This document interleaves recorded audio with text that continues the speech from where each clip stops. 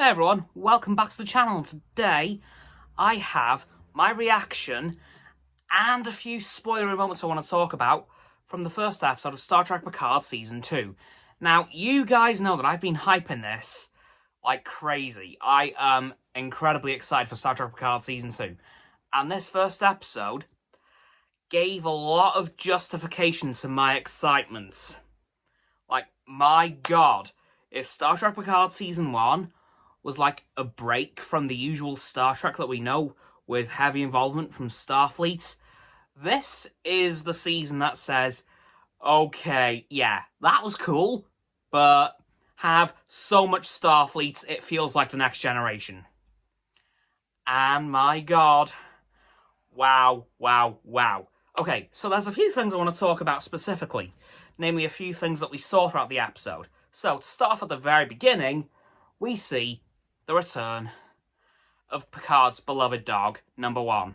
Grey, Pitbull, best boy ever, love him to bits, so happy to see him back. Yes! Now, moving on to the actual really cool stuff. Also in the same scene as return of number 1, we see Chateau Picard, and it looks a lot better staffed than it did last season, with only Picard and Laris and the other Romulan, who I can't remember the name of, but appears to have been killed off screen, so yikes. Sorry for whoever that guy is, but unfortunately, looks as if they had an off-screen death, so ooh.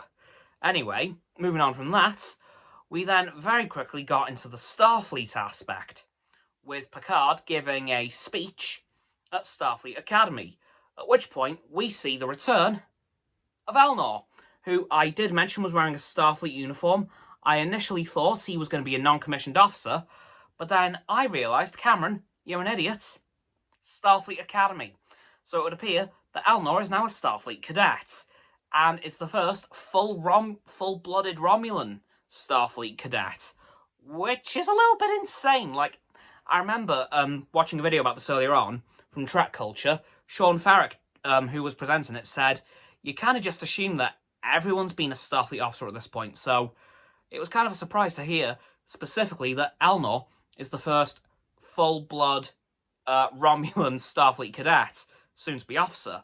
And then we get a few more scenes throughout Starfleet throughout the episode, including just before Elnor receives his assignment, because it appears he's at the stage in his Starfleet Academy career where he's actually going to be on a ship, because that happens in the last year of the Academy, and I was quite surprised to hear what the ship was.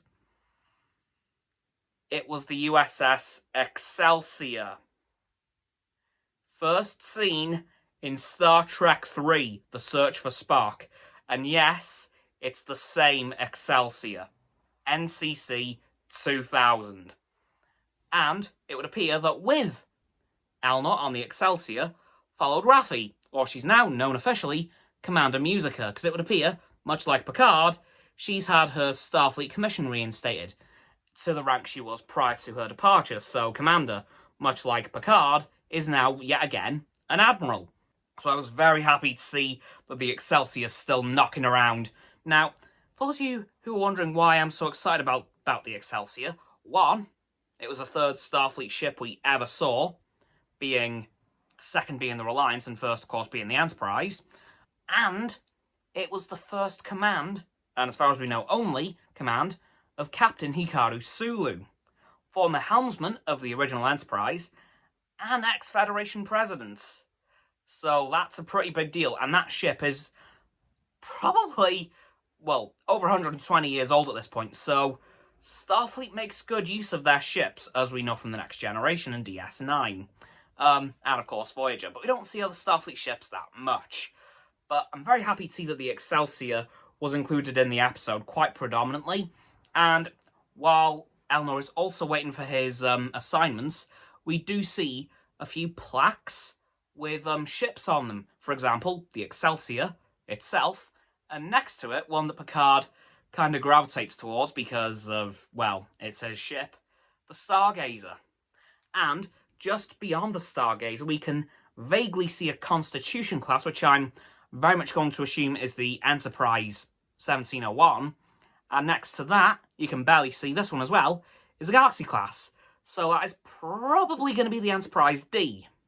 Then, as we head off in space, well, we know that the new Stargazer is around, and we do see her in her full glory, and oh my god, wow! And Captain Rios, yes, Rios has taken command, is actually going to investigate a little rip in space. And then there's a communication that comes through that says, we need help from Picard specifically. So that was weird. And of course, Starfleet calls him up and says, yeah, we need your help. And then we find out it's the Borg. Uh-oh. Yeah, that's never a good sign, is it? Until we see Starfleet show up. Now, unlike last season, this wasn't just a bunch of Inquiry-class ships. Oh, no. No, we see a lot more than that. For example, we see the Excelsior show up, albeit a little bit late. Typical. Along with a few other ships that I was really stoked to see. For example, we do see a couple of other Excelsior-class ships, which is pretty cool. We do see a couple of Inquiry-class starships. Maybe the Zhang He was in there? Don't know. We do see a Luna class, and that's the first time we've seen one of them in live-action Star Trek. First time we saw it properly was in Lower Decks in Season 1. Maybe the Titan was there under the command of Captain Riker. Who knows? We also see a Sovereign class for the first time in Star Trek on TV. We've only ever seen the Sovereign class in the movies, namely as the Enterprise E, but we've finally seen a Sovereign class in a TV production. I think we even saw 2 or 3, so that's pretty cool, as apparently the Sovereign class is a very rare class of starship in Starfleet, so hey, sweet. But we also got something else that I was very excited about that was announced yesterday before the US release of the first episode. Oh boy. 4 ships from Star Trek Online. Yeah. Namely, we have the Ross class, the Gagarin class, and admittedly, 2 other classes I can't exactly remember. I'll leave Star Trek Online's Twitter in the description for you guys because they did post which classes were going to be appearing in the episode, so go check that out. And at that point, I'm basically now officially considering Star Trek Online canon because, as I said before in a video prior, Star Trek canon works on if it's been seen on TV or in a film, it's canon.